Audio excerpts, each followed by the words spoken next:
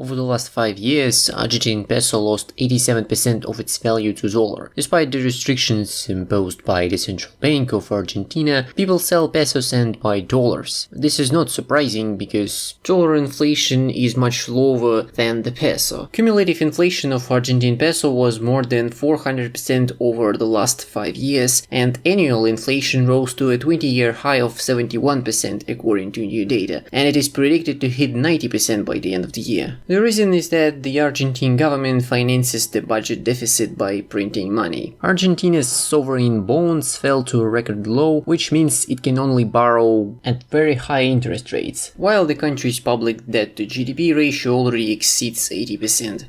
Borrowing money in this case isn't a good idea, so it's not surprising that the regulators choose to just print money. Economies can't end up in such situation overnight. It could be only a cumulative result of years of problems. 80% debt to GDP ratio is not a problem when the country's economy is strongly growing, the country's solvency is high, investors trust the regulators. In this case, the country can borrow at low rates. But when the country's economy is stagnating for a long time, investors don't trust the regulators, the country's solvency is low, it has little or no reserves, it has a history of multiple defaults and unpredictable fiscal policy, it's not possible to borrow at low rates. For a decade, Argentina's GDP in constant prices is not growing, and it has been falling for a few years in a row. In 2018, it fell by 2.5%, in 2019 it fell by 2.2%, in 2020 it fell by 10%. So far, distrust of the peso is only growing, and the Central Bank of Argentina is not able to control the situation. Speculators add additional problems in such situations. Some funds that specialize in problem debts, both corporate and sovereign, redeem defaulted or close to default securities at minimum prices, and then they consistently refuse to restructure these debts and demand full repayment of these debts. To do this, they have an army of lawyers that pursues debtors, achieves the seizure of assets and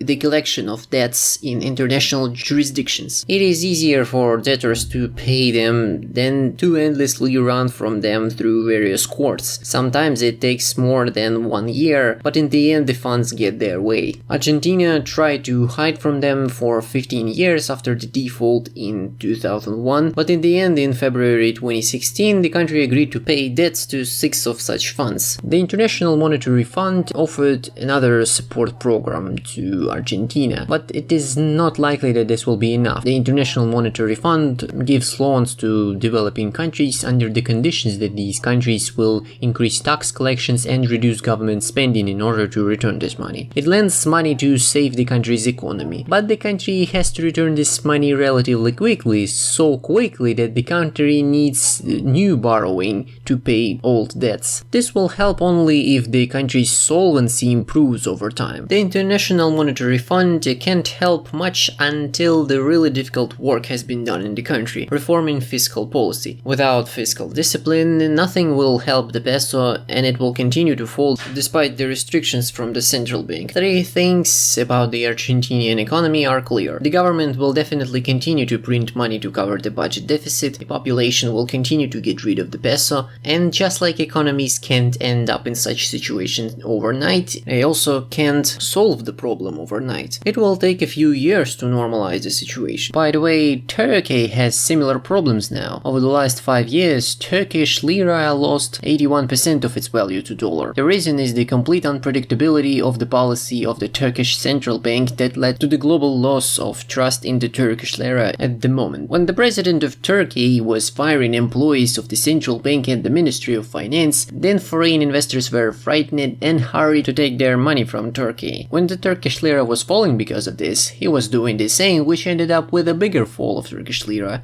Over the year, the Bank of Turkey lowered the rate from 19 to 13, naturally under the pressure from the president, who was firing one head of the central bank after another. Inflation over the same period increased from 19 to 80%. How could you lower the rate while inflation is high? Well, for some unknown reason, the president insists that the lower the rate, the lower the inflation. Well, The economic theory says otherwise. As a result, the lira fell again to a historic low. Consequently, imported goods for Turkey will be even more expensive, and inflation even higher. Inflation in Turkey is even higher than inflation in Argentina, but at least the Central Bank of Argentina keeps the key rate at a level close to inflation, 69.5%. So the real rate is negative 1.5%, while the real rate in Turkey now is negative 66.6%. It's not surprising that the Turkish lira fell even more than the Argentinian peso over the last year. Argentina, Turkey, if more developing countries end up in a similar situation, it could actually cause mass panic since investors will be worried about the fragility of the financial system. Thank you for listening.